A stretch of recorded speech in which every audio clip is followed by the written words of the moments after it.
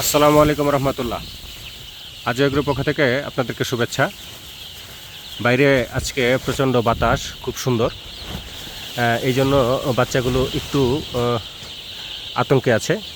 কিন্তু আপনারা যদি একটু খেয়াল করে দেখতে পারেন, সুস্থ বাচ্চা চেনার লক্ষণ বা উপায়, বাচ্চাগুলো দেখেন খুব দৌড়াদৌড়ি বা প্রফুল্লভাবে তারা চলাফেরা করছে। এটি হচ্ছে বাচ্চা সুস্থ একমাত্র লক্ষণ। আপনারা হয়তো একটু খেয়াল করলে দেখতে পারবেন, এদিকে বাচ্চাগুলো উড়ো উড়ো করছে। এটি হচ্ছে বাচ্চা।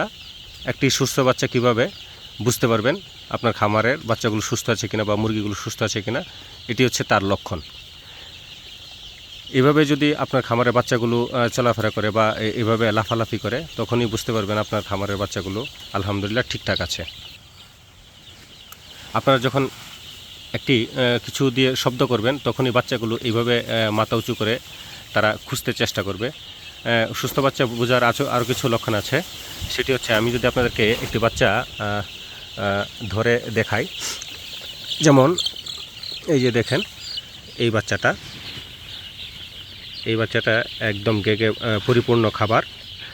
পাটা দেখতে পাচ্ছেন, পাটা খুব সুন্দর এবং পরিষ্কার পরিচ্ছন্ন। সেই ক্ষেত্রে আপনারা আরও কিছু জিনিস লক্ষ্য করলে বুঝতে পারবেন। পাটা স্বাস্থ্য বা পাটা তেমন একটা চিকন না, পাটা আলহামদুলিল্লাহ খুব সুন্দর। তো পায়ের তলাটা যদি দেখেন, এইভাবে দেখবেন একদম পরিষ্কার হয়ে আছে। এটা হচ্ছে আপনার সুস্থ বাচ্চা লক্ষণ। তো এই কিছু কিছু দিক আছে, কিছু কিছু বিষয় আছে। এই যে ওদের যে বুকটা আছে, বুকটাও একদম শুকনো হয়ে আছে এইভাবে।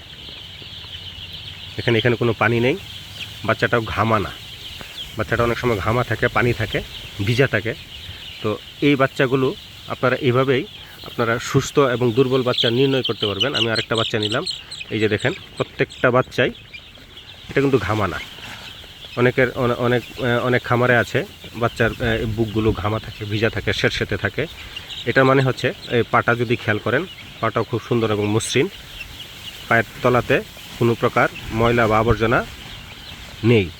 তো এই কিছু কিছু লক্ষণ দেখেই কিন্তু আপনারা বুঝতে পারবেন আপনার খামারের যে বাচ্চা আছে, হ্যাঁ, যে বাচ্চা সুস্থ আছে। এই যে দেখেন, আমি আরেকটা বাচ্চা আরও দুইটা বাচ্চা ধরেছি। এই যে এরকম আমার প্রত্যেকটা বাচ্চাই আলহামদুলিল্লাহ এরকম সুস্থ আছে। তো বাচ্চা সুস্থ থাকার পিছনে কিছু কিছু কারণ আছে। এক নম্বর কারণ হচ্ছে লিটার। আপনারা অবশ্যই আপনাদের লিটার ব্যবস্থাপনা, এই দেখেন আমাদের লিটারগুলো একদম ঝরঝরে এবং শুকনো। এই লিটার ঠিক রাখতে হবে। বাচ্চাগুলোকে পর্যাপ্ত পরিমাণ খাবার এবং পানি দিতে হবে, খাবার পাত্র এবং পানির পাত্র। ধরেন একটা উদাহরণ দিলাম, আপনারা যদি 10টা পানির পাত্রের মধ্যে 50 লিটার পানি দিয়ে রাখেন, তারা কিন্তু খেতে পারবে না। আবার সেই 10 লিটার পানি যদি আপনারা 50টা পাত্রে দিয়ে রাখেন, তারা কিন্তু স্বাচ্ছন্দ্য বোধ করে পানিটা পান করবে। এবং খাবার কিন্তু একই সিস্টেমে দিতে হবে। আমরা এদিকে কিছু পাত্রে পানি শেষ হয়ে গেছে। আমাদের এখানে হানিফ ভাই আছে, হানিফ ভাই কিন্তু এই পানিগুলো অলরেডি এখন চেঞ্জ করে দিচ্ছে। তো পানি দেওয়ার বিষয়ে কখনই কৃপণতা করা যাবে না। যখনই দেখবেন যে একটা পাত্র শুকিয়ে গেছে বা পানি শেষ হয়ে গেছে, তখনই কিন্তু সাথে সাথে আপনার ওই পানির পাত্রটা চেঞ্জ করে দিতে হবে। যদি ভাবেন যে সবগুলো পাত্র একসাথে উঠিয়ে ফেলবো, তাহলে আসলে এটা আমার ব্যক্তিগত অভিমত, এটা আসলে ঠিক হবে না। একটা পাত্র পানি শেষ হয়ে গেছে, আরেকটা পানির পাত্র সাথে সাথে দিয়ে দিবেন। আর খামারে সুস্থ বাচ্চা বা সুন্দর বাচ্চা বোঝার আরেকটি উপায় হচ্ছে, সেটি হচ্ছে আপনারা বাচ্চাগুলো যখন ধরতে চাইবেন, তারা সহজেই ধরা দিবে না। এই যে দেখেন ওদের চোখগুলো যদি আপনারা একটু খেয়াল করেন, এখানে চোখগুলো কিন্তু একদম বড় বড় হয়ে ওরা তাকিয়ে আছে। তো এটা কিন্তু আরেকটা সুস্থর লক্ষণ। এবং পালকগুলো দেখুন, আপনারা যদি একটু খেয়াল করুন, পালকগুলো কিন্তু মুরগির পালকগুলো একদম উস্কো খুস্কো না, মুরগির পালকগুলো কিন্তু খুব সুন্দর মসৃণ হয়ে আছে। তো এই সব কিছু ছোটো ছোটো বিষয়গুলো আপনারা খেয়াল রাখবেন সুস্থ বাচ্চা চেনার যে উপায়গুলো, তাহলে বুঝতে পারবেন আপনার খামারে আপনার বাচ্চা সুস্থ এবং সুন্দর আছে।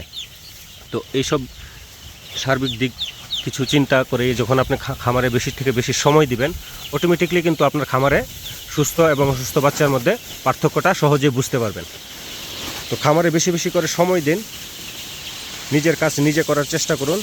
এই যে দেখেন আমার বাচ্চাগুলো কিন্তু বাইরে বাতাস থাকার কারণে বাচ্চাগুলো কিন্তু অনেকে বলে থাকবে যে ভয় পাচ্ছে না, অ্যাকচুয়ালি এগুলো ভয় পাচ্ছে না, তারা আসলে উড়াউড়ি করছে। এই যে দেখেন বাচ্চাগুলো কিন্তু লাফালাফি করছে, এর মানে হচ্ছে আমার বাচ্চাগুলো ঠিকঠাক সুস্থ আছে। তো এইসব দিক বিচার বিবেচনা করে আপনারা কিন্তু সুস্থ বাচ্চা এবং অসুস্থ বাচ্চা নির্ণয় করতে পারবেন। তো এই ছিল আজকের মতো ভিডিও। ধন্যবাদ সবাইকে।